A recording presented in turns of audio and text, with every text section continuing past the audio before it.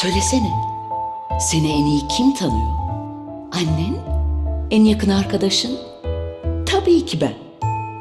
Düşünsene, her sabah gözünü açar açmaz ilk beni görüyorsun. Ben de seni. O büyük haberi verdiğinde, biliyor musun ben hamileyim dediğinde, hatta ailemiz genişlediğinde ben hep oradaydım. İşte ben buna ciddi bir ilişki derim. Ya bir gün ilişkimiz tek düze olursa? Merak etme, seni yeniliklerimle şaşırtmayı hiç bırakmayacağım. Tüm içtenliğimle. Vitra.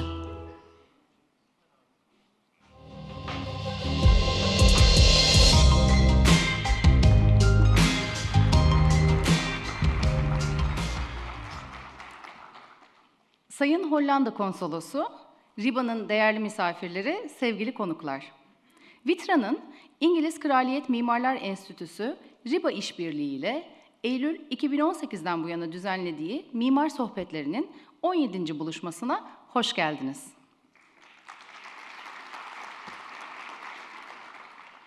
RIBA'nın Londra'daki merkezinde gerçekleştirilen ve Birleşik Krallığın farklı şehirlerine de taşınan etkinlik kapsamında geçtiğimiz yıl Daniel Libeskind'i İstanbul'da ağırlamıştık.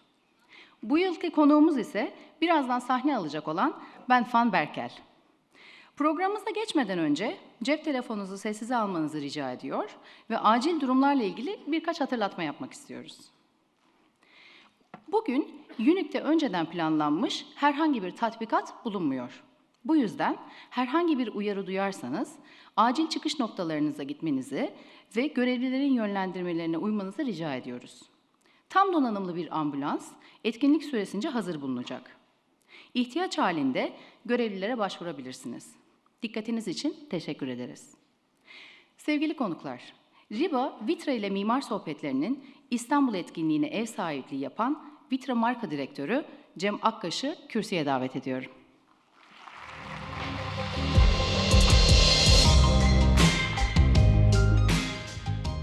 Sayın Hollanda Konsolosu, değerli misafirler, hepiniz hoş geldiniz. VitrA olarak kuruluşumuzdan bu yana mimarlığı odağına alan çalışmalar yapıyoruz. Kimi zaman değerli projelere destek veriyor, kimi zaman kendi projelerimizi oluşturarak mimarlık kültürünün gelişimine katkıda bulunmaya çalışıyoruz. Yalnız ana faaliyet alanımız Türkiye'de değil, aktif olarak yer aldığımız tüm stratejik pazarlarda sektör profesyonelleriyle diyalog kurmamızı sağlayan çalışmalara önem veriyor, işbirlikleri yapıyoruz. Bunlardan en güncel olanı RIBA ile birlikte düzenlediğimiz Mimar Sohbetleri. Geçtiğimiz yıl bu programın Türkiye ayağında kalabalık bir izleyici kitlesiyle birlikte Daniel Libeskind'i İstanbul'da ağırlamıştık. Bugünkü etkinliğin kayıtlarını yaklaşık bir ay önce açtık ve sizlerle paylaştık. İlginize teşekkür ederiz. Bu değerli etkinlik dizisini oluşturduğu için Chloe Spybillow'un nezdinde tüm RIBA ailesine de teşekkür ediyoruz. Sevgili konuklar, VitrA markamızın 60 yılı aşkın geçmişi boyunca bir yandan yeni ürünler ve çözümler geliştirirken, bir yandan da aynı ufku paylaştığımız mimarlık ekosisteminin gelişimini desteklemek için hep bir adım önde olmaya çalıştık. Umuyorum bugün olduğu gibi ilerleyen dönemde de VitrA markasıyla gururla yan yana getirdiğimiz bir başka projede yeniden bir arada oluruz. Katıldığınız için hepinize çok teşekkür ederiz. VitrA Marka Direktörü Cem Akkaş'a teşekkür ederiz. Şimdi de RIBA adına konuşmasını yapmak üzere sahneye Chloe Spybillow'u davet ediyorum. Chloe Spybillow, the stage is yours.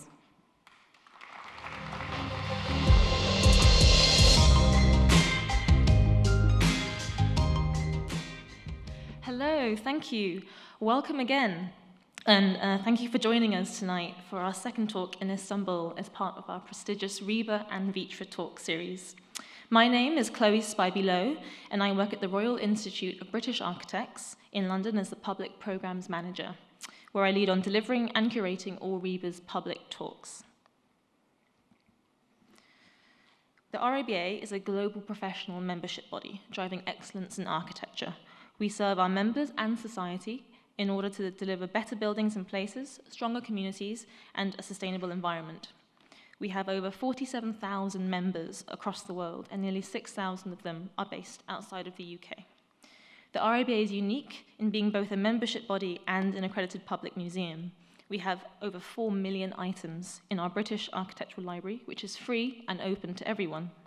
We use our collections to create a number of free exhibitions across the year, alongside commissioning new displays and installations by architects and designers who provide a contemporary response to our historic material. The VitrA and RIBA Talk series sits as part of this public offer to architects and society, providing a platform to hear lectures by emerging and established architects from across the world. In this slide, you can see talks delivered as part of this series so far since our last lecture here in Istanbul. These talks have been hosted across our RIBA headquarters in London and Liverpool, the Yorkshire Sculpture Park, and last week at the V&A in Dundee. Since September 2018, we have had 23 speakers from 12 different countries and a combined audience of over 6,000 people. Many of our talks are also available to watch online via RIBA's YouTube channel, so I do encourage you to watch them. However, tonight, we are incredibly lucky to be hearing from Ben van Berkel, founder and principal architect at UNStudio. Ben founded UNStudio in 1988 with Caroline Boss, and together they have built the studio into a global architecture design network that specializes in architecture, interior architecture, product design, urban development, and infrastructural projects. In fact, the name UNStudio actually stands for United Networks Studio, which references the studio's commitment to collaborative practice. In 2018, Ben also founded UNSense, a sister company of the studio set up to improve physical, mental, and social health through technological interventions within the built environment. Tonight, Ben will be showing us recently completed works by UNStudio, alongside giving us an insight into other exciting upcoming projects. So without any further delay, please welcome to the stage Ben van Berkel.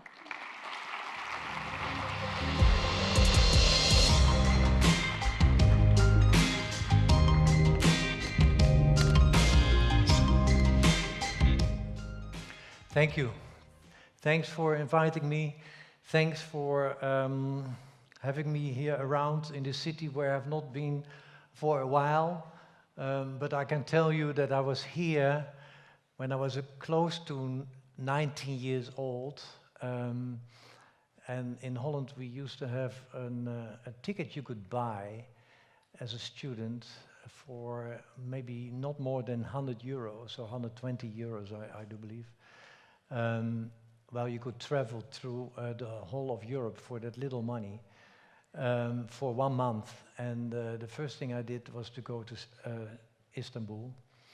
And the reason was I wanted to know everything about the work of Sinan, to know everything about the way how he was able to make the largest dome in the world, in a way, with the Hagia Sophia, etc. So I know the city a little bit.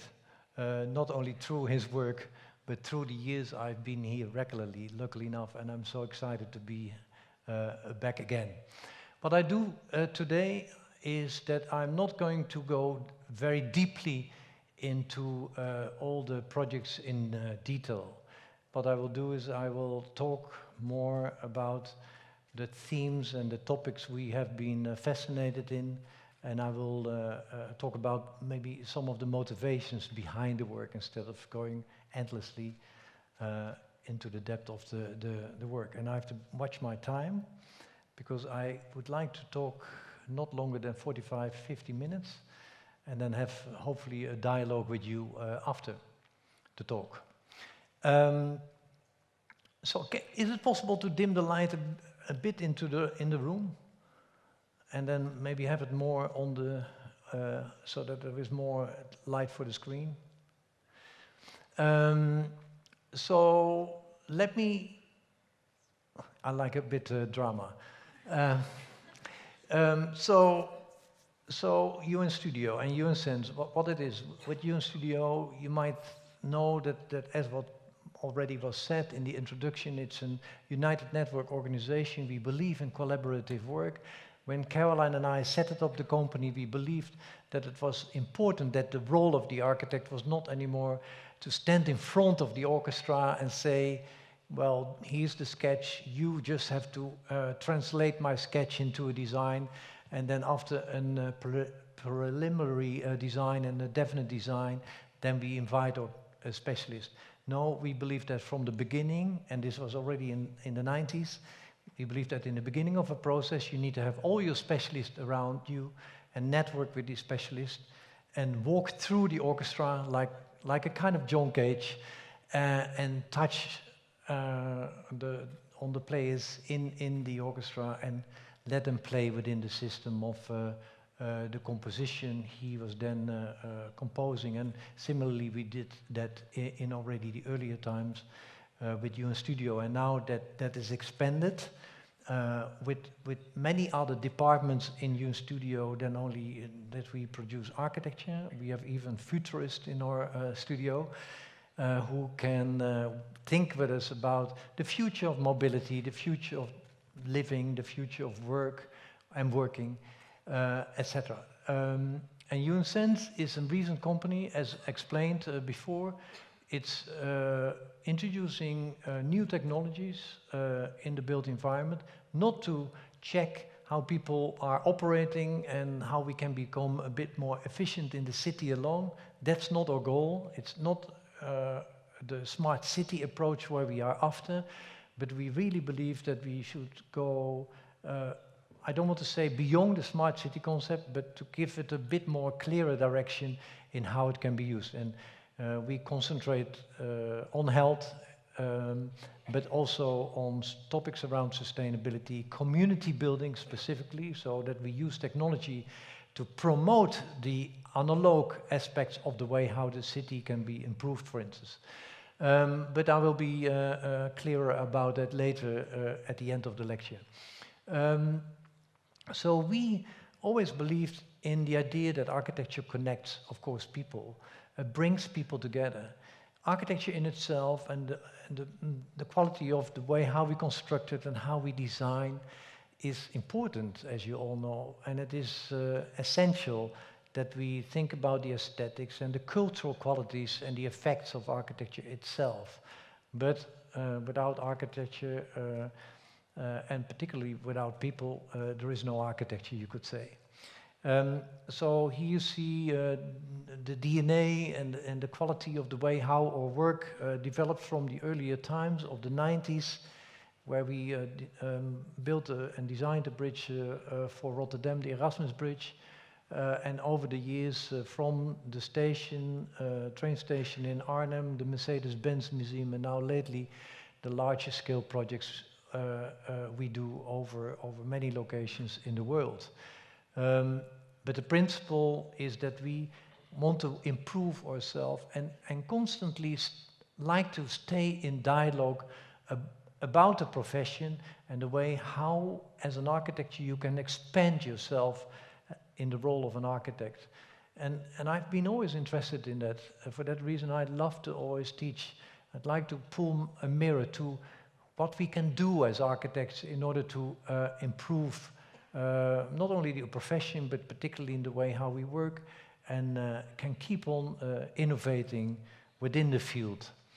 Our agenda, I would say, for the role of the architect today has never been so clear as today, in the sense of think about climate change, everything to do with the discussions about circularity, mobility, and particularly lately technology. And I've always joked over the last years, especially when we talked about UNSense, that today, if we think about that we all are in the iPhone phase, I do believe that somehow our industry or our field is still in the Walkman phase.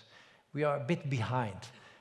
We need to improve the quality in the way how we can implement technology in the built environment, and I will again explain that later. But we believe also that from the history of making iconographic places, like places we wanted to brand, we now are, luckily enough, going for that reason. As I said, that the brief is so clear for the architect, we are now going to a direction where we can make much more meaningful places than ever before. In this sense, we can give them much more purpose and direction, particularly when it comes down to the topics of sustainability and community building, as I explained. So it's a form of relevance, what is today so exciting about the role of the architect. And of course, architects have always been interested in health, for instance, in giving architecture a relevance. But the urgency today is quite powerful and very needed. The urgency to change things in the built environment are quite under pressure, I would say. Talking about the earlier years that I was traveling, and quite, I don't know what it was, but I had this kind of urge to go to many places and wanted to see always whatever I could find in the history of modern history of architecture. And for instance, when I was still not yet an architect, I was working during the day for a graphic designer and interior architect, Shigel Watano, and also Ko Liang Yi in the late 70s, beginning of the 80s. And especially Shigeru Watano, a Japanese architect, said to me, "Ben, you're talking the whole day about architecture. Here we do other things. Why don't you do some traveling, not only in Europe, but I give you a small budget, and I hope your parents give another budget, and just go to Japan for maybe only for 3 weeks, and I will guide you and direct you where to go." And one of the things he said was to visit the Katsura Palace. I don't know if you have ever seen the Katsura Palace in Kyoto, but it is one of the most amazing palaces you can visit in Japan. It's also the place where Bruno Taut, as you know, Bruno Taut was here also in Istanbul.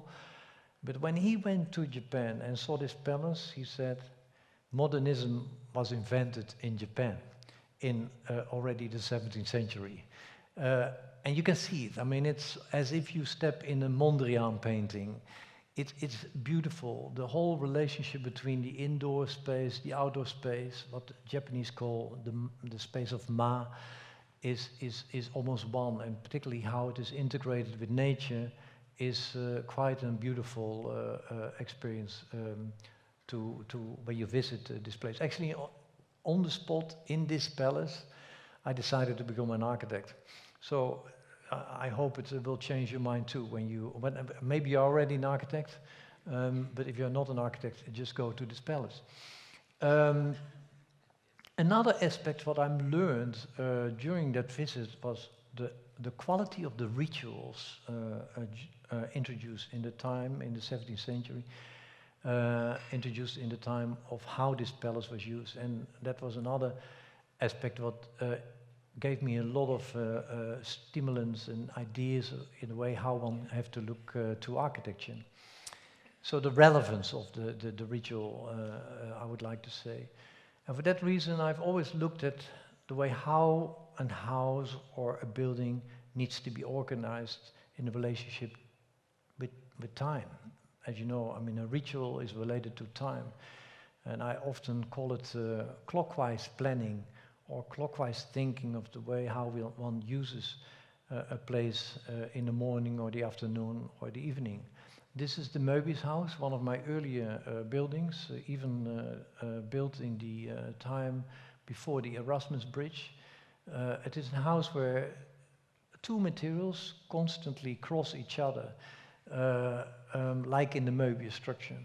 So the concrete goes from the inside to the outside, and the glass goes from the outside to the inside. You can see that here, the glass between the living room and the stair going upstairs moves in the house and becomes a wall and a door further down at the dining room.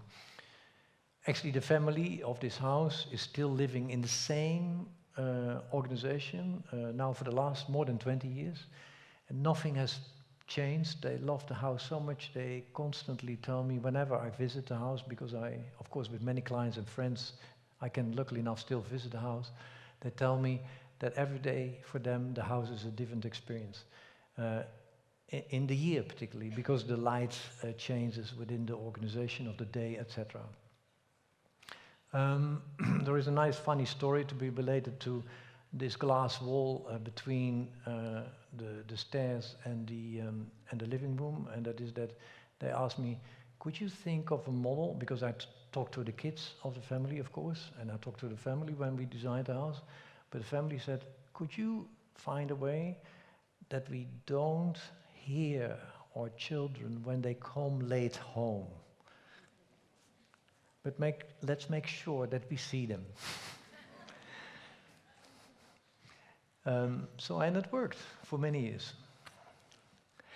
And here you see the plan of the Katsura and the Möbis, and you see the major difference. It's not so that but what I picked up is this idea of the calmness of the Möbis house. This calmness when you step into the Katsura Palace is spectacular, spiritual, I would almost like to say. It's so powerful that I studied many times the length and the height of the spaces and the geometry.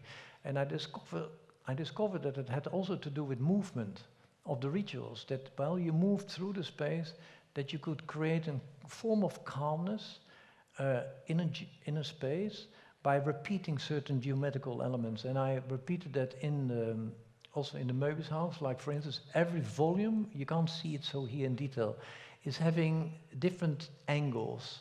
So 7 degrees, the 9 degrees, and the 11 degrees, these are the 3 angles who are repeated in different places within the volumes of the design of the house.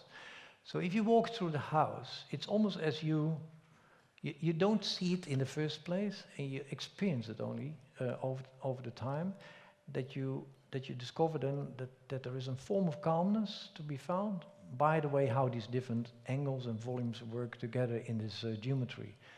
So my belief is that it is not so much the static space what gives you a kind of calmness, but the way how you move through the space. And of course, as you can see in this image, the idea of working, living, and actually the client was quite visionary in that time. They believed already that in the future one would work at home. So we're talking about the mid of the 90s, and he and she, they wanted to have their own. He had his own working space in this place, and she had her working space in that space. And the sleeping room is on the lower part. But the idea was that living, sleeping, and working were all combined in this ritual of moving through the house. And it was connected, of course, to the way how the sun and the views towards the landscape were integrated in this. But for years, I studied them always through the houses and maybe the pavilions and the invitations for the binales. You have them in South America and Sao Paulo, but also, of course, in Venice. We tested then new ideas about this idea of the home. What is the home? Could be the holiday home, for instance, brought home. Could we bring the idea of this escapism, to be outside, to escape into a place where you'd like to be, to the condition of the way how we can bring that home. And these were ideas brought into this pavilion we designed for an exhibition in America. And you can still see that I don't only use the computer and artificial intelligence while we design today, but of course I still sketch.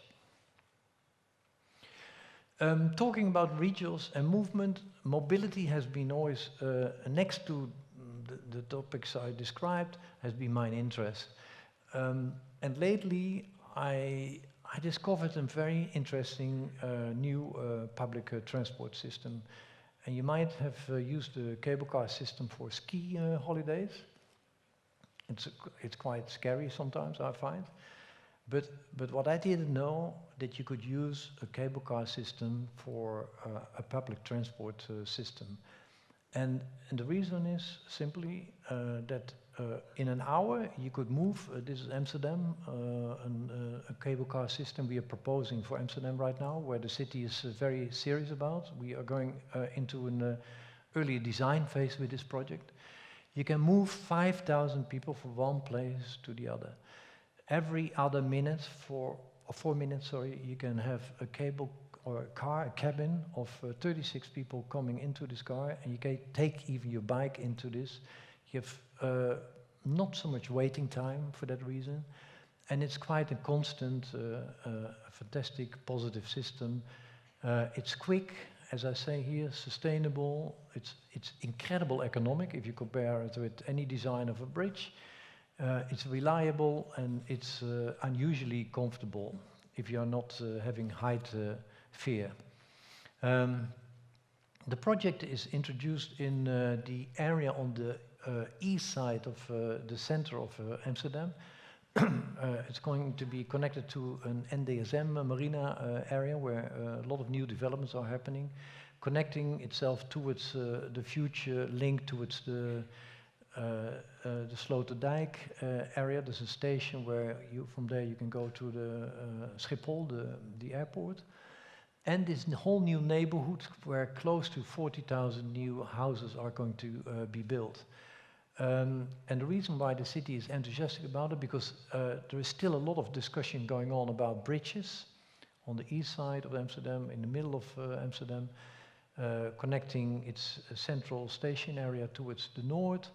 The north used to be quite isolated, but now it is a very popular new area where a lot of people like to live, and with this new cable car system, the city believes that it can stimulate people not to go all the way to the new metro line, but to go from the east side of North Amsterdam towards the other infrastructural areas. And of course the other way around, people who work or live here can also work, for instance, in North, etc., and move with the cable car system to the north. I said 36, but it is 32, sorry. And the stations could be really fantastic places where people can step over from one infrastructural node to the other, but it can be also a station with all the infrastructure and facilities and programs we know from any other station, with even a more modern edge related towards it, to introduce more programs around the workspaces and qualities of even more program around the train station in order to make sure that the station becomes a lively area also in the night, so that people don't feel unsafe. This is the station for the north side, what connects itself to, again, all the other infrastructural hubs. And you know, we have in Amsterdam a lot of bikes, so for each station we have a huge parking bike planned in that area. The reason why we came to this idea was a project we were initially starting with in Gothenburg, where even the city owners of Gothenburg in Sweden decided that this would be for them the most advanced infrastructural system to be used between, again, the south part of Gothenburg and the north side, because there you have the factories for Volvo. Nobody is actually at the moment so happy about the way how the connection between the north and the south part of the city is working. Again, here this cable car system was voted and a true political system and elected for that reasons to be introduced in that city.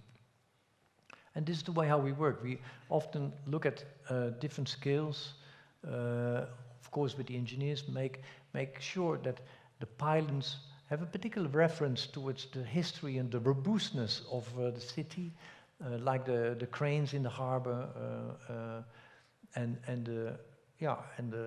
the way how it fits in the city, we thought is very important. And in this competition, we wanted, mainly because of the design and the historical quality of the references we came up with, but also the engineering of the design. And this is maybe another fascination I have, to make sure that through the engineering of the design, that you test the possibilities and the scope and the span of the way how you can push the limits and change the boundaries of the known in engineering and design. Similarly here, the stations are essential. They're quite new. They, of course, because of their specific function, you can give them a new type of character. And again, here, a lot of other added functions are connected towards these stations. Here we work with wood, wooden ceilings and walls to make sure that the combination between wood and concrete makes also the project partly quite circular. So building connections for the future are for us important because sustainable mobility projects are, we believe, the future. This system we had designed for the Hyperloop is maybe one system, but and it's cheap and it's you can apply it, you can build it almost tomorrow. It is very effective, as I explained. But where we lately have worked on is a new type of project you might have heard of. It's the Hyperloop project, where there is a lot of discussion about if this is the new way we can transport ourselves with a new approach whereby we can conquer in a new way flying in the world. And it's an, yeah, you know it, it's a tube system whereby through vacuum system you can speed up a train support whereby you can, yeah, almost from the distance from Schiphol be as quick at the Frankfurt airport station in the same time as you would fly. And European hyper network system is more or less this, what you can see here. It's a serious project where at the moment a lot of investments are introduced for. There is a Dutch company or consortium, I have to better say, right now, who are so far that they will start with a test tube to be built in the north of Holland in a few months' time, whereby this can all be tested and proved that this can work. In America, this is already done, but one wants to have, for particularly the European system, a special test in order to make sure that the Hyperloop is going to, in all its risk, be operating. And then for that, stations are going to be very important. They're going to be, in our opinion, much more places where you can connect yourself towards a hub, a transport hub, you can better say, with all kinds of activities related towards it, where landscape, working, shopping, everything we have learned from airports can be expanded, and it can be a place where new forms of interaction and knowledge centers could be connected to this new system, as you can see it here, from health services to on-demand workspaces, parks and recreation areas.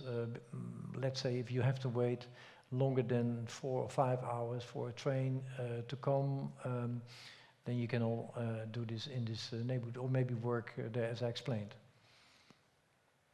Even we were involved in the design of the trains itself, and that lately pulls us in a whole new field. We lately are now, for many other companies, thinking about interiors for airplanes, wayfinding, even the costumes for the stewards in the planes, etc.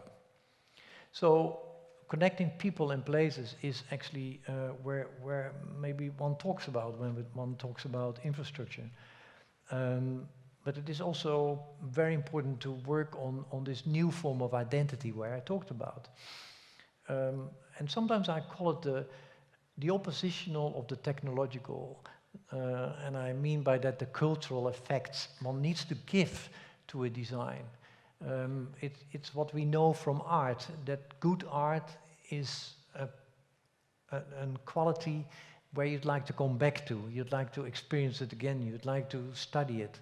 And this quality of the many layers of a project is for us very important. And particularly in the design, the earlier design of the Erasmus Bridge, this was the key of the way how we came to the form of the bridge, the way how the bridge pulls the north part to the south. So it's all to do with the way how the south part of Rotterdam, in this case, could be as important as the north side. And playing with this idea, I mean, when we passed two of the bridges we know from Istanbul here, I explained the decks are so beautifully thin. We wanted to have a very nice slender bridge related to a pylon, what again would play a little bit with the industrial power of the history of Rotterdam. And over the years, this bridge became so important for the owners of the city. I will explain that later. And I can honestly say I never expected that a project like this can become such an important symbol. But for that reason, talking about branding and giving new identities to projects, I can honestly tell you, you cannot design an iconic building or a bridge. Iconic projects grow over time, and it's what you give to the project. It's the reading of the location. It's the reinterpretation of the location into that what you translate to a possible new object. All these things make it a project what can maybe possibly stand out. But that's why I call it lately today more the meaning you give to projects and spaces. Nobody probably knows what this is, but this was the first computer I worked on. It's quite interesting to pull the slides up all the time for myself even, because you can see the funny coffee cups I was drinking from, and the thick books I was still reading in order to understand AutoCAD.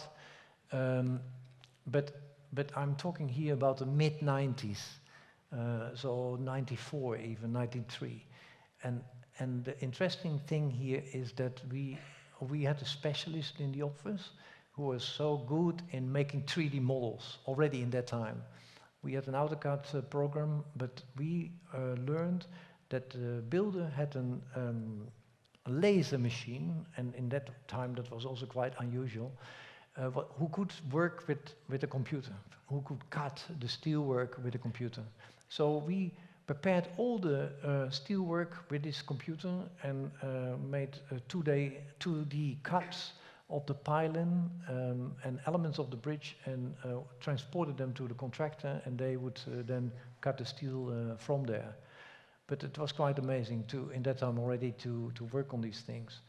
And then what is quite amazing is that I've learned that if you are open towards the stimulation of innovation, then you can also motivate the other specialists, but also particularly the builders, to be innovative as well. And what was quite interesting here in 1995, when we were ready to build the bridge, the contractor said that he had a very good idea, but he would not tell us yet what it was, because he had a super good price for the bridge. The city was unbelievably happy because the bridge was quite expensive, and we had a lot of political discussion about the bridge in Holland. How is it possible that the bridge is so expensive, etc.? And then this contractor was able to, and that was pity enough never published, but he came with a price what was actually almost 20 million lower than everyone was so angry about. But it was this crane. He had this crane standing somewhere in the Chinese Sea, and from the Chinese Sea, this crane, it's an offshore building, as you can see, Hirema. The crane was coming to Amsterdam and lifted this total pylon of 150 meters high onto its horizontal deck in a few hours. So it was done in 5 hours. And then when it was standing on its deck, and this was done in the end of the harbor, then it was shipped to its location in the same day. So, I mean, you cannot believe it. I think that close to 20,000 people watched this event, especially the people of Rotterdam, of course. And maybe that worked also on the image making of the bridge, but it was quite beautiful how this builder was able to do this fantastic construction work. And you have to imagine that the bridge was there in the earlier times quite alone. You can see it. I mean, there was almost nothing built there. This is how it looked like in the 50s.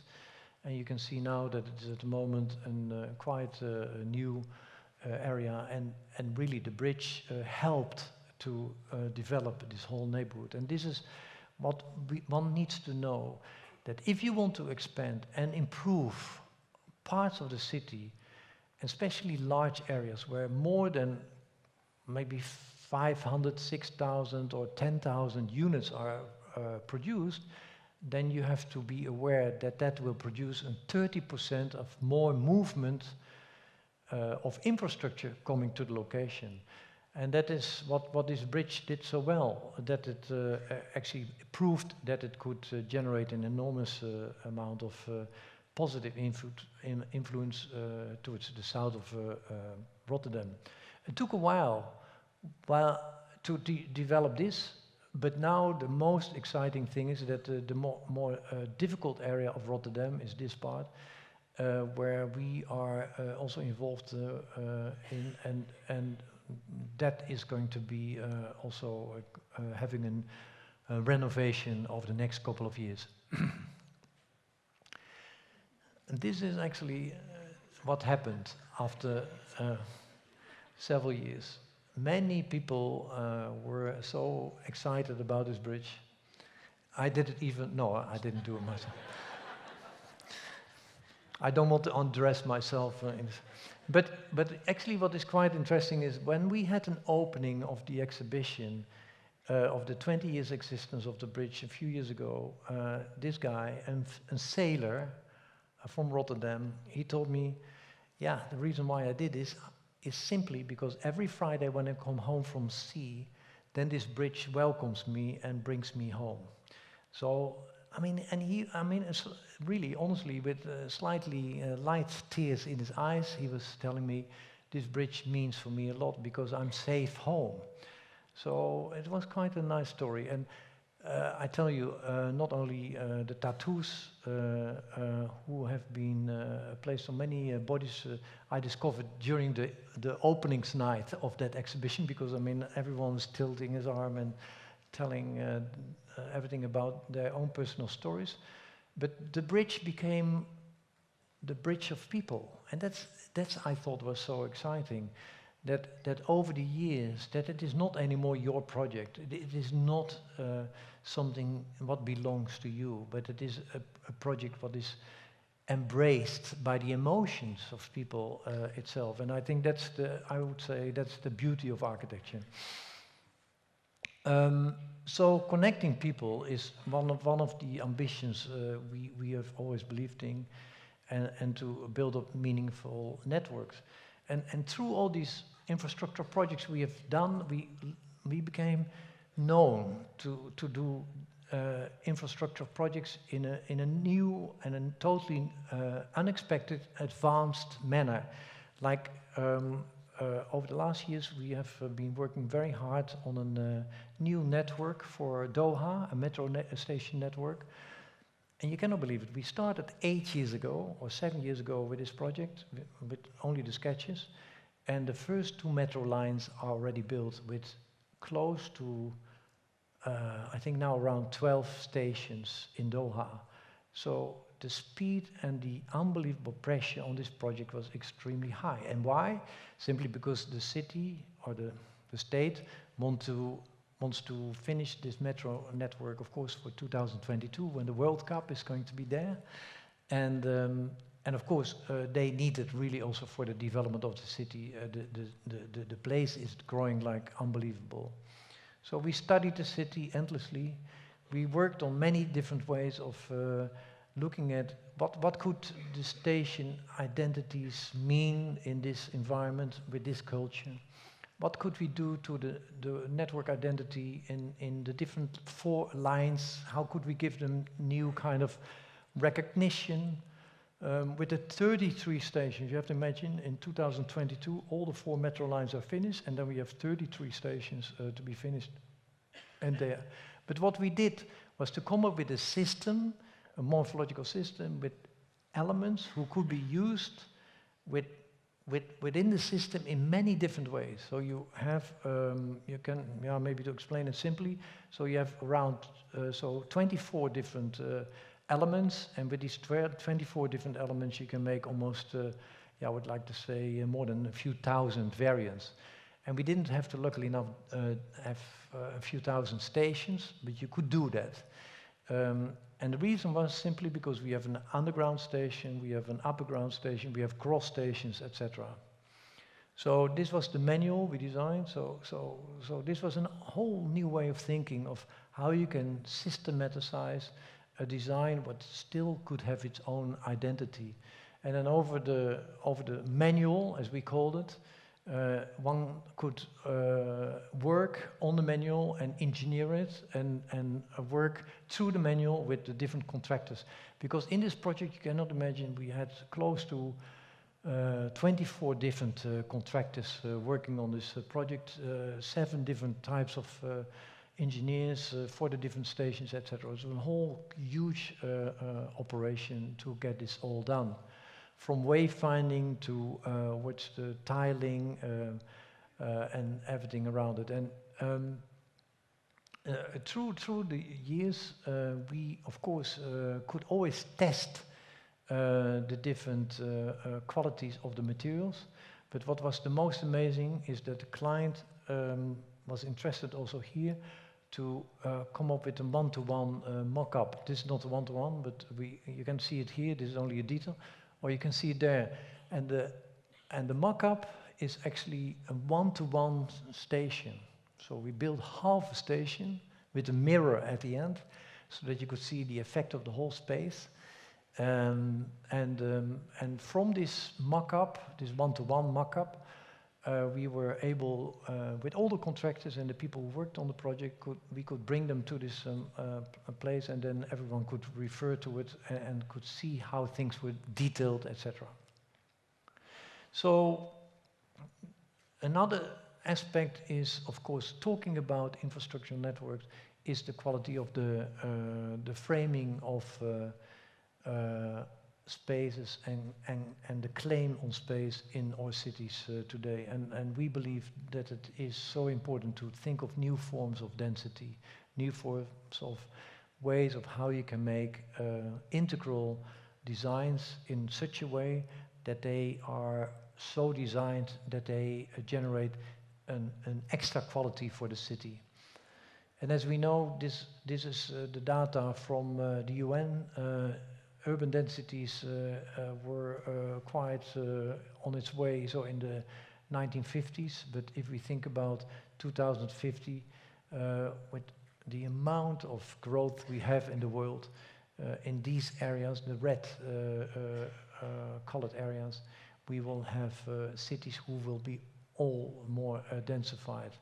And of course, not everything will be densified in the cities, as we know, but of course, cities still attract a major public.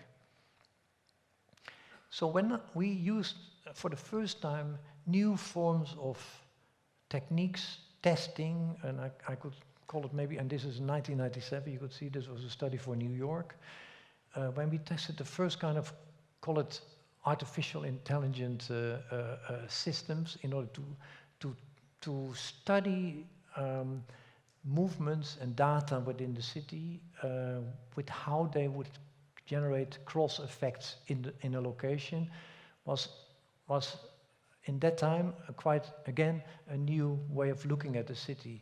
For instance, when we showed our images of data towards the infrastructural engineers in the city, they couldn't believe that were their data, because they had never seen it. They didn't see the quality of their own particular written research in visualization. They were shocked about some of the information I will tell you. And the reason why I explain this is simply because we were using a lot of techniques, as we know now, BIM, in architectural design, building information technology.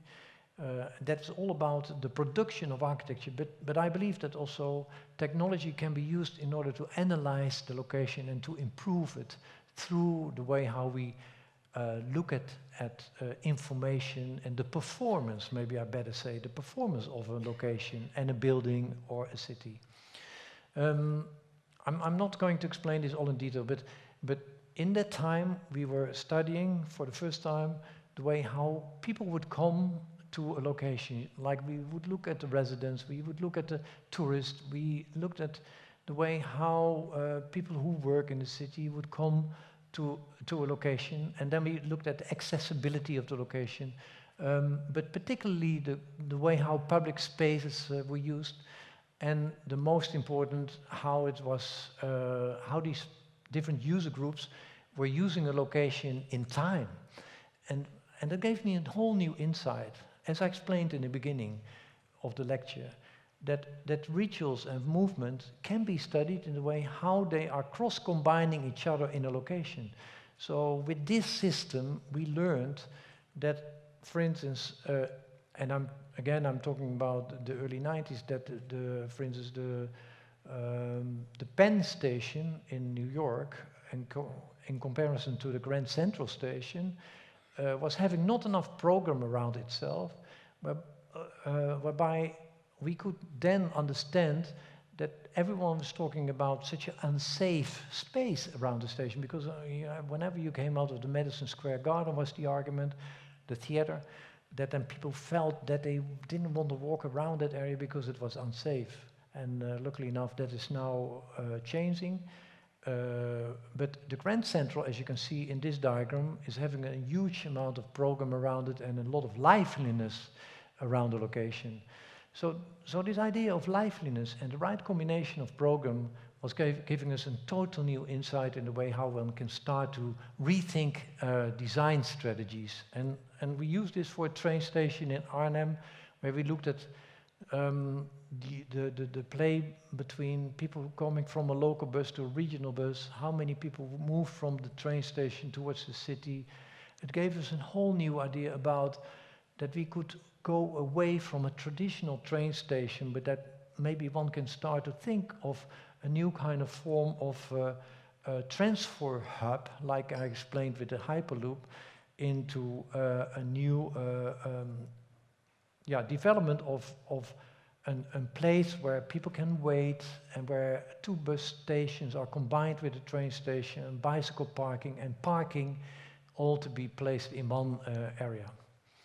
And for that reason, we also introduced a new construction system in the section of the project, because you know a column system of parking and a bus station cannot be combined.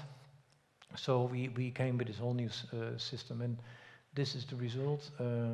This roof was not finished when I photographed this project with our photographer, but you can see this is the entrance of the station,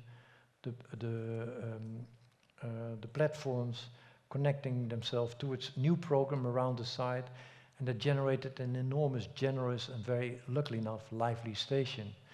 And we applied these systems of planning to many locations. Like this is the Raffles City in a project in Hangzhou, connecting itself underground to two major train stations, with a lot of program, a lively program on the location itself, on the first 7 floors, and from the mixed use of hotels, residents, affordable housing even, is all to be combined in almost a kind of small city in this location.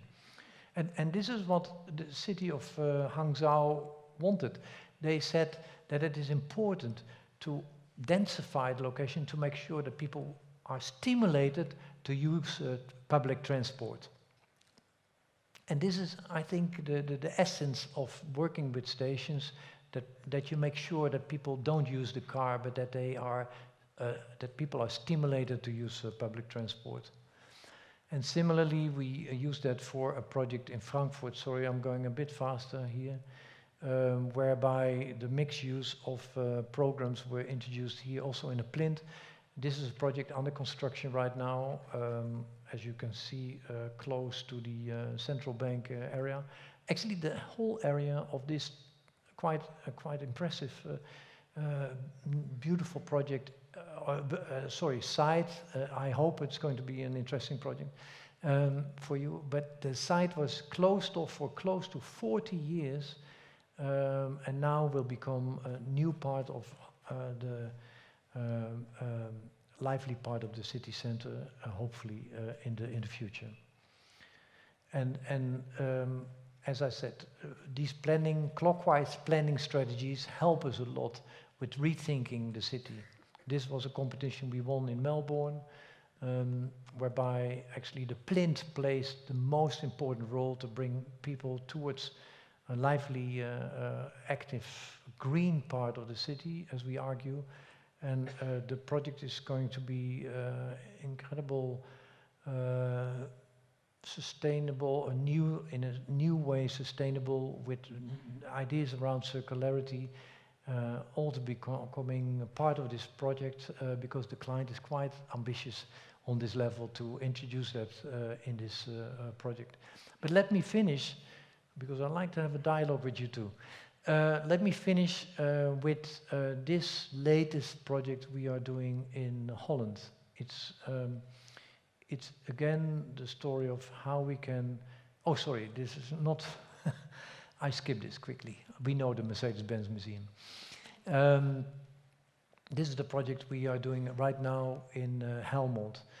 And the interesting part of this project is that it is actually a small project in the south of Holland, but incredible advanced and innovative by the way how the politicians wanted to develop this project. And in the beginning, when people said to me, are you interested in doing a project in Helmond? Where is Helmond? Everyone asked me. And then I said, yeah, Helmond is actually, I knew that by chance, luckily enough. It's in the most important technological development of the part. It's a kind of Silicon Valley of Holland, I said, because it's close to Eindhoven. You have Philips there. You have many startups in that neighborhood. A lot of other companies like Tesla are part of this area. And people there want to live in a totally different way. The whole generation of people who want to live more responsible are screaming for new neighborhoods and new forms of housing. So that was actually what the politician told me of Helmond. And what is interesting is that it is related to a Brainport smart district idea, and that means that you have a consortium of investors connected to the city, or every city you can imagine, and there are funds to be related to this in order to stimulate innovation with particularly a social impact. And you know, that gave us an enormous advantage to have this subsidy and this money, and of course with the investors we work with, to make this a community of innovations. What we did was to follow the quality of the system of the agricultural geometry of the location into a way of how with that we separated the zones for development, but with, luckily enough, an enormous amount of green areas around it, and particularly in the middle part of this neighborhood. We have close to 1,500 housing units. It is a 150 hectare site, and I mean, you have to imagine here it is also stimulated that some workspaces will be introduced, but here particularly when we talked with potential neighbors or people or commuters and people who want to come and live here, we discussed the idea that that every commercial project and workspace what one needs to introduce in this neighborhood needs to come out of the system itself. So we don't allow any big supermarket to come to the location, etc. And the way how we do that is by stimulating with the production of food, for instance, that people here can also sell food. But let me explain a bit more about the project. So you have living, working, and sharing spaces within the in the community, public green spaces, but also not only urban green, but also places for the production of food, as I explained. And the idea is that with the gardens introduced around the houses, you don't have here then your own garden. You have shared commons, as we know from the English landscape or garden projects.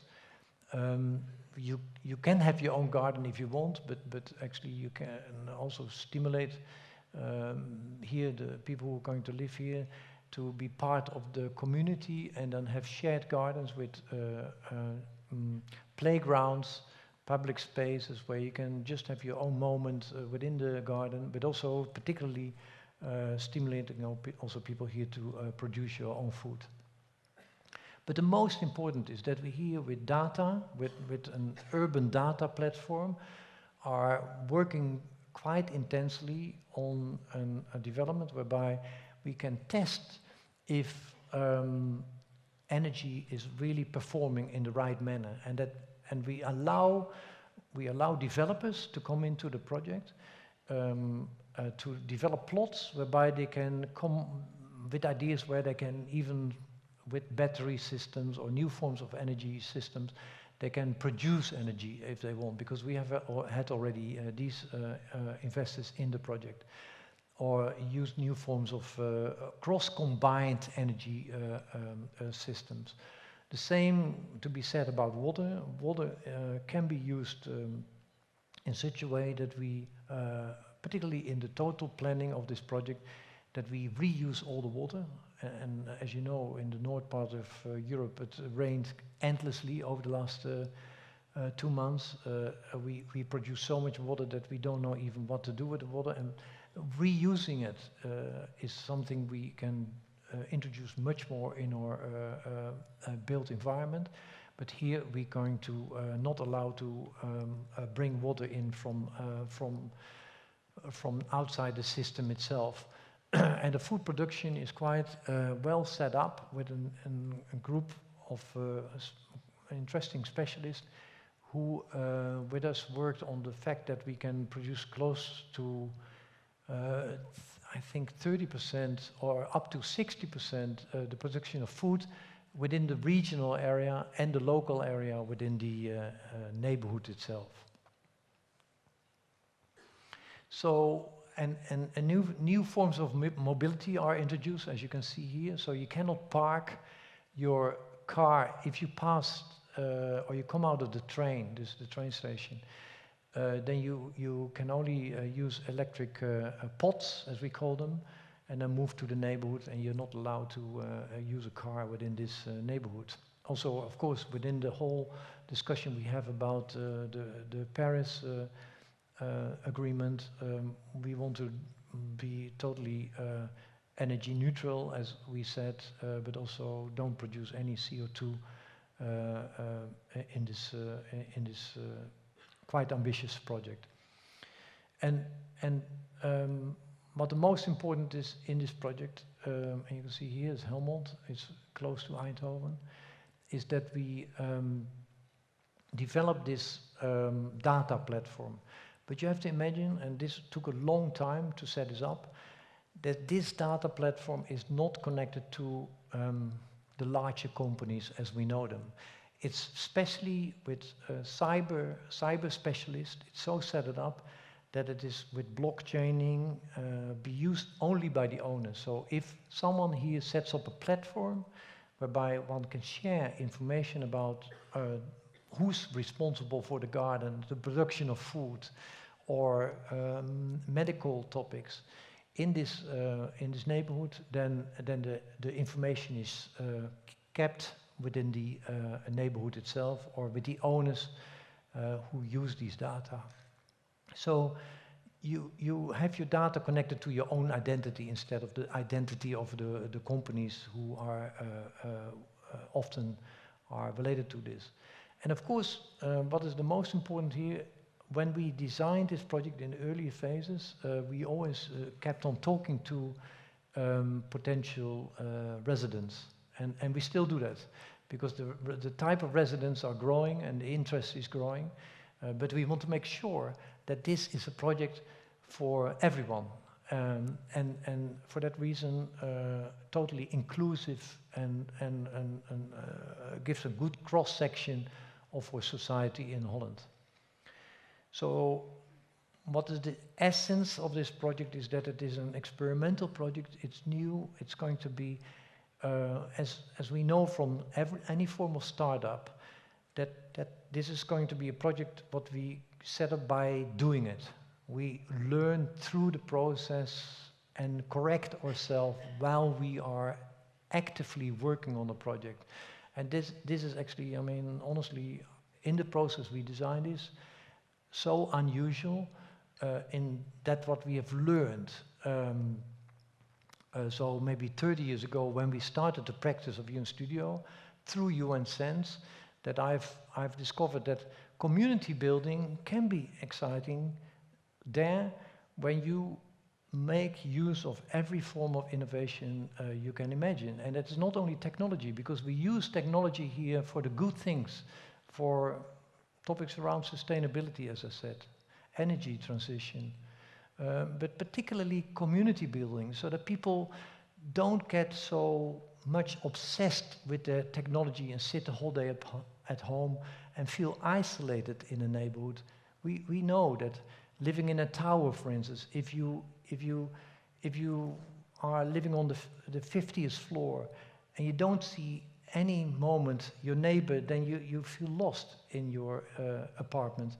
And that's why we believe that we also can produce these ideas into skyscrapers, that you can make neighborhoods in the skies, and that you can think of new forms of integral amenities where people can meet each other, and that you are stimulated to meet each other in order to make sure that you feel that you're part of community.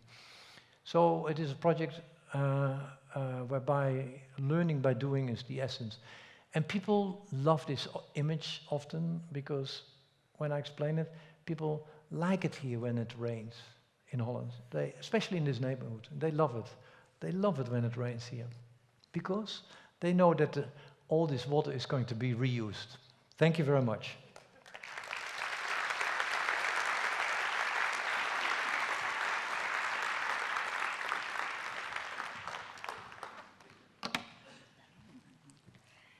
Thank you, Ben, for your wonderful presentation.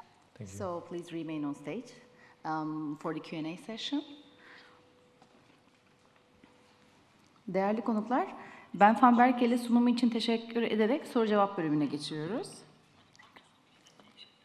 Lütfen sorunuzu sormak için size söz verildiğinde görevli arkadaşlarımızın mikrofonu getirmesini bekleyin. Aksi takdirde sesiniz tercümanımıza ulaşmayacak ve konuğumuz sorunuzun İngilizcesini dinleyemeyecek.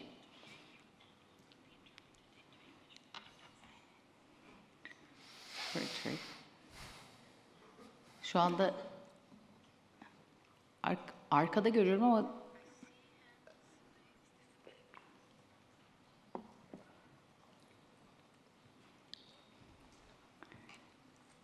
you wanna go first?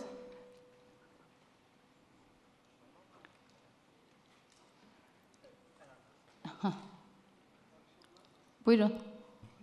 Hoş geldiniz diyeyim önce. Kendisine şunu sormak istiyorum. Tasarım yaparken, yani tasarlarken, binalar olsun, çevreyi olsun, ilham olarak yani nelerden faydalanıyor? Yani mesela bazı mimarlar bitki türlerinden, bazıları işte meyve türlerinden, bazıları işte çevresinde gördüğü kuşlardan, böceklerden, yani sayamayacağımız kadar varlıklardan ilham alıyor. Kendisi bu konuda nedir, düşüncesi nedir? Ben de mimar olarak soruyorum kendisine.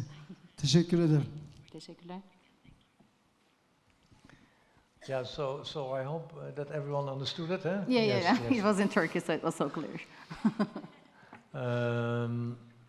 Yeah, that's an interesting question because I of course I never talk about my deep secrets. I never give them away. So I often tell that I'm interested in technology and cultural effects, but then I don't give the details. But I can tell you honestly that it changes almost every half year. I might have a period that I'm reading topics around things happening in science. Or, for instance, last year, one of my favorite scientists was Alexander von Humboldt. I don't know if you know this scientist because he's in a way almost forgotten. I think it was an 18th century, it was the 18th century, everyone knows this, 18th century, I think, scientist in Germany. He was the first one to discover in the world how our total ecosystem operates.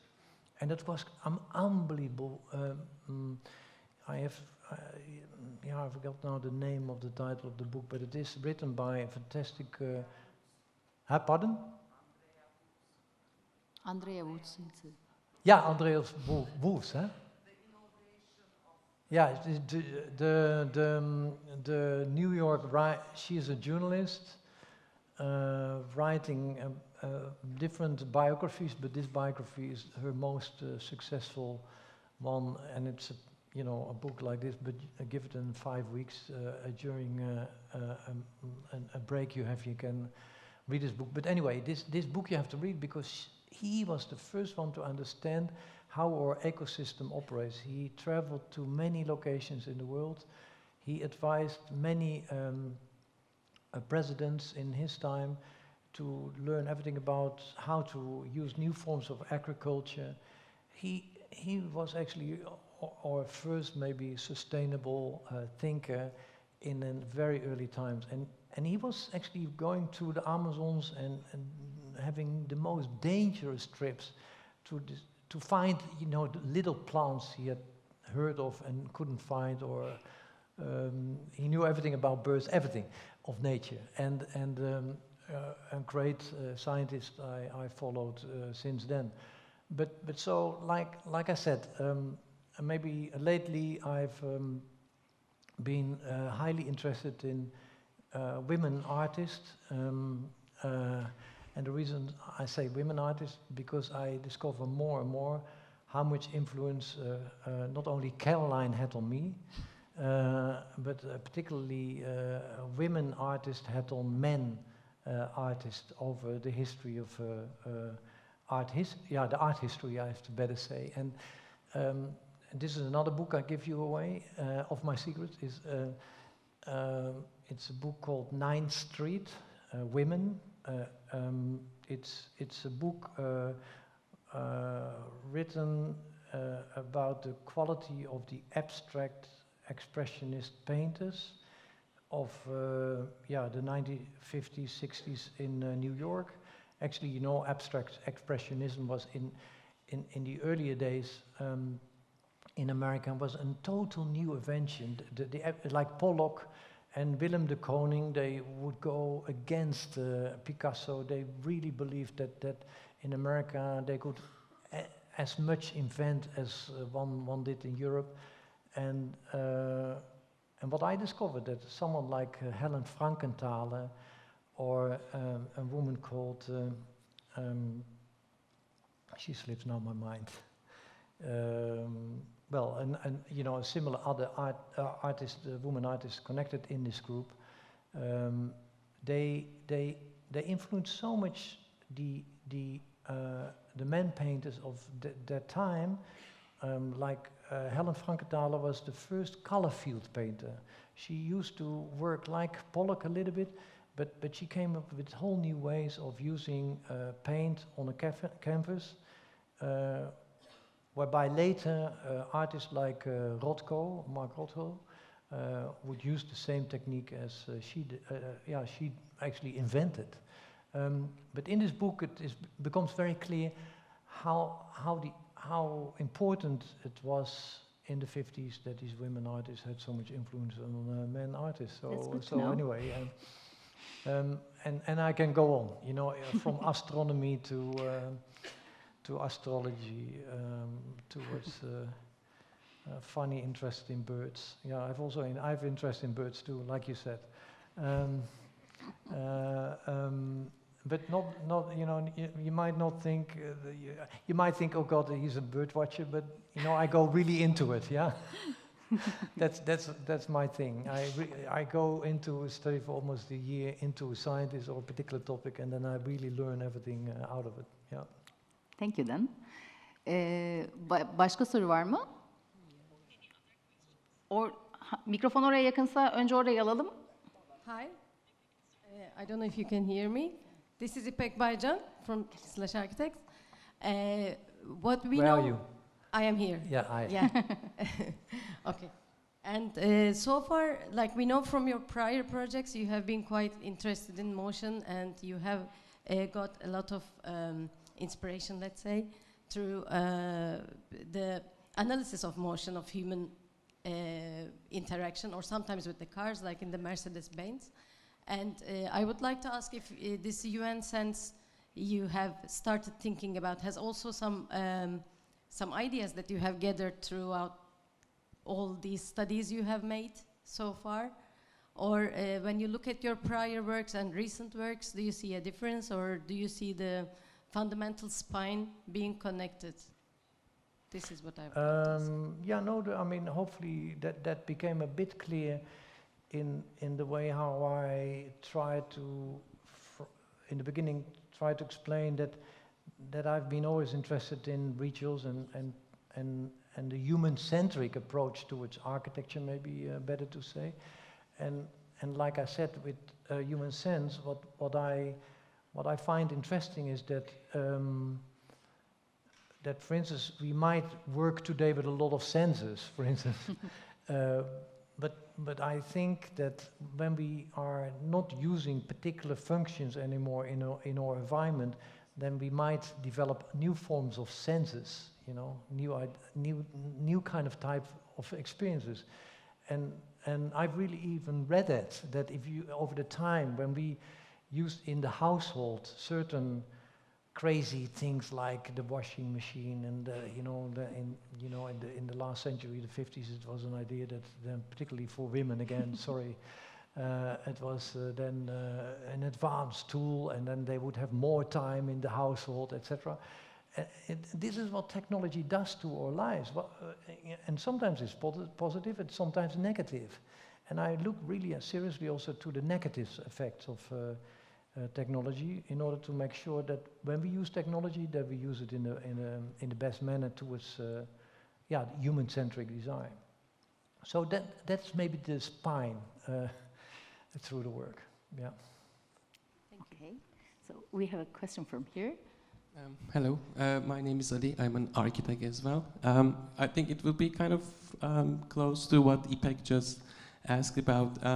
I think it might be a bit personal, but it's also personal for me because, like, in my college days, your work and your office was quite an inspiration, something to quite follow and find examples in. I just want to ask, and I'm quite happy to see in your, like, the lining of the presentation, you went back to mid-90s and early 2000s and like shown images, which I think still are the, most impressive ones, still, like the early 3D models and diagrams, etc. What I want to ask is that I think it's a question just for you, but maybe for all of us and for everything that goes bigger and further, and I believe, I'm sure that by going into other cities, cultures, even different scales, different programs, etc., the more you grow bigger, you definitely gain new things. But like as a kind of as a reflection, do you think, in terms of at least just like in the way that the office works, do you think you lose things or you miss things. I don't know. That's why why in the beginning I said it might be personal, but it's about the growth and the kind of loss comes with it. Do you think you lose things as well? That's a very good question. Thank you.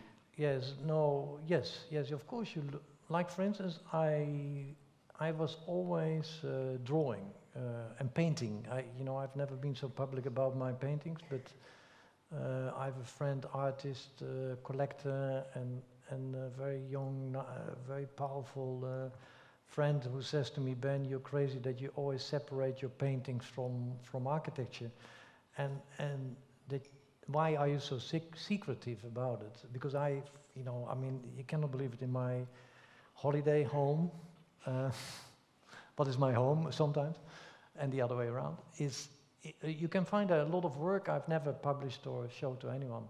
But I had also a period where I didn't paint. So I had up to 3 years ago or 4 years ago, I had a period for close to 8 years that I didn't paint at all. And since I set it up UNSense, funny enough, and set up the ideas, I rented a huge, nice atelier and I started to paint again. And what I'm trying to say with that is that's maybe what I mean about cultural quality of cultural effects. I do believe that you have to stay very close to cultural effects. And what I mean by that, for instance, if it is for you art, or if it is for you movie making or reading a beautiful book, but the power of emotions you can get through powerful artworks is so important to keep on working on, next to everything what is artificial, and dealing with the idea of what we can do with new techniques and instruments where we can play with.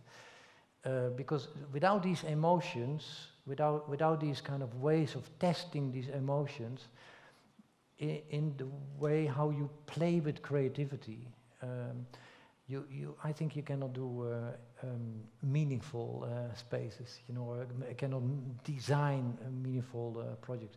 And not that I want to say I design meaningful projects, but I want to say that I want to stay close to the physical part of the work and the way how I do things with my hands, and how I can connect it also to the technological side. These two parts, I like to stretch them up even more. So the more I'm interested in technology and work on it, the more I learn now to be involved in doing my personal work.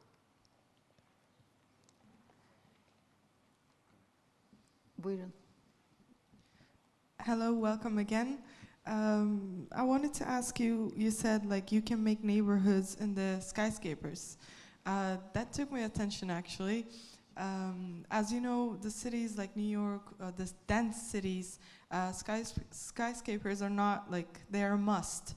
But I wanted to know, the neighborhoods that can be created in skyscrapers, can they be as effective as the ones on Earth?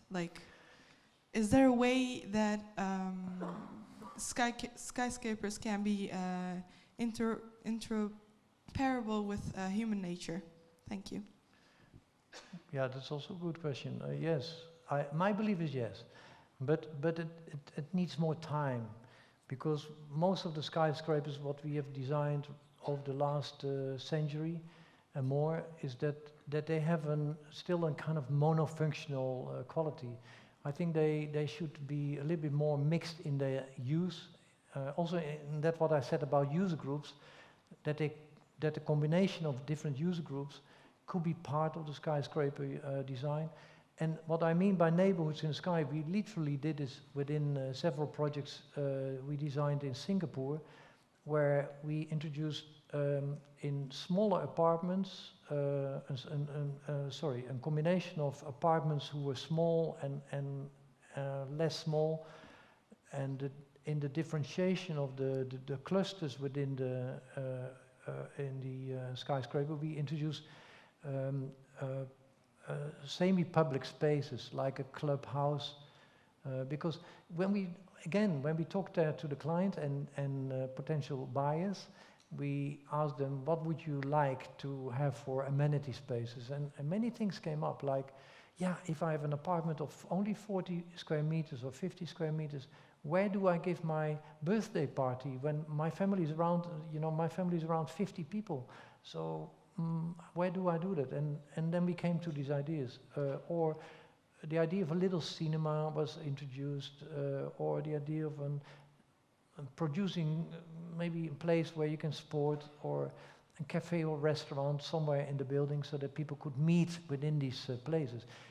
And really, honestly, the aspect of meeting someone where you sport with, or from somewhere in the building because you have seen them in the elevator, is already helping a bit to create that condition of building communities within a skyscraper. It helps. Yeah. But you have a second part. Yeah, exactly. I wanted to add something. I wanted to, pay attention to the point where, like,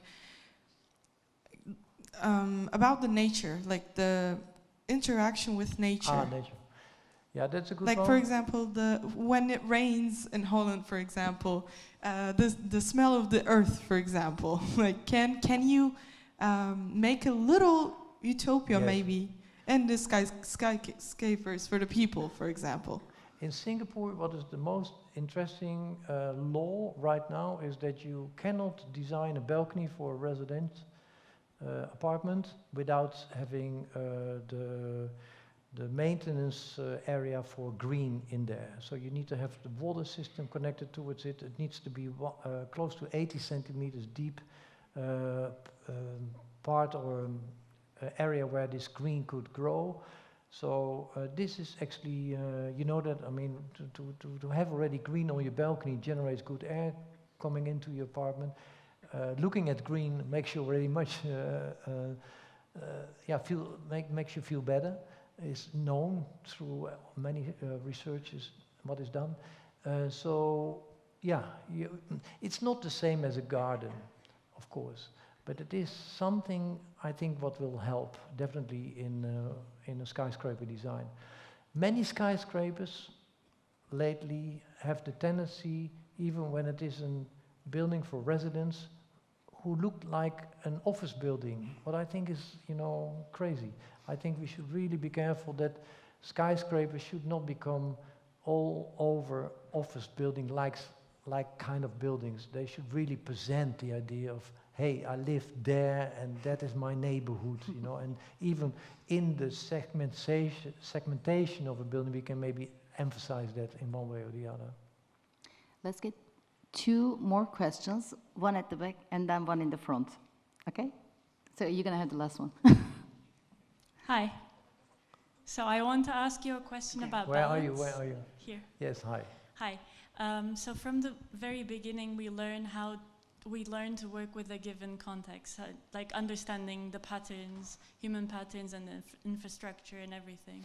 But then every project comes with this need to make a change for the better, I think. So how do you balance that? The need to change? The need to make a change and the given. Yeah, that makes sense. But don't you find, I find that the most exciting aspect of that, that nothing is repeating itself, because you have a different location, you have a different culture you build in. Luckily enough, over the years we worked in 30 different countries.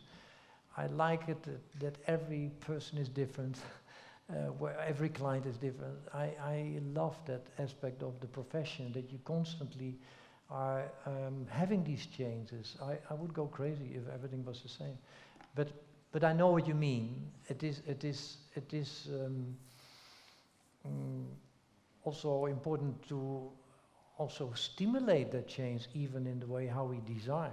I sometimes like it when someone in the team where we work with comes up with a total new idea of starting the project. It could be sometimes. We had once a few months ago. We had a fantastic discussion where we started only with colors.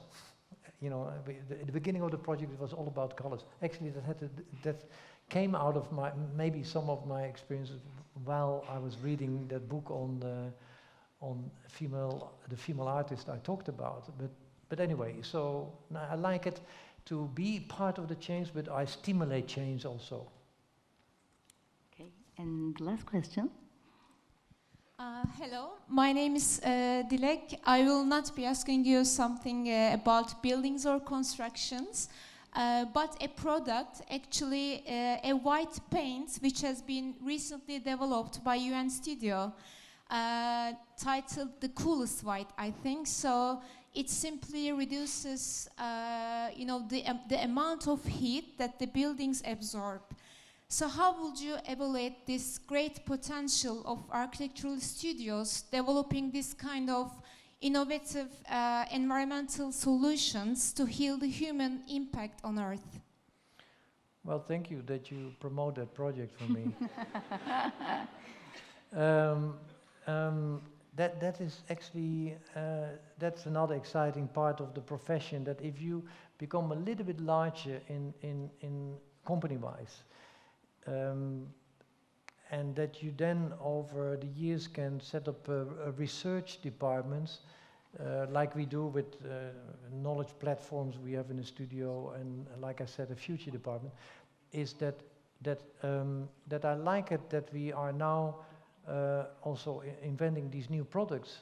This paint was not actually fully our own idea, but it was simply a company who said to us, you know, what would be now a great new idea for the way how we can reduce down the urban heat load in the built environment. And we did, you know, it was almost 4 years research in the laboratory where I myself was several part of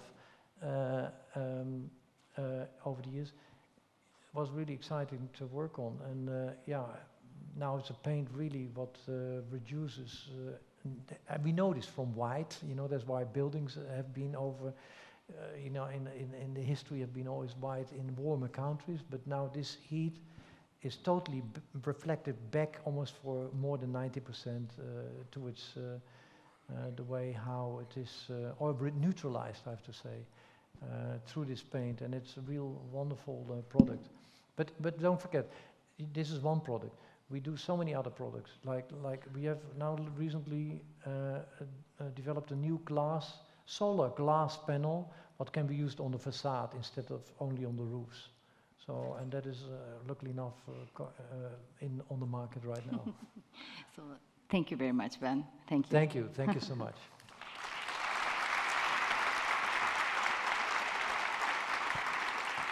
Sevgili konuklar, böylesine değerli bir grubu bugün burada ağırlamaktan büyük mutluluk duyduk. Yeni bir VitrA etkinliğinde görüşmek üzere. Katılımınız için çok teşekkür ederiz.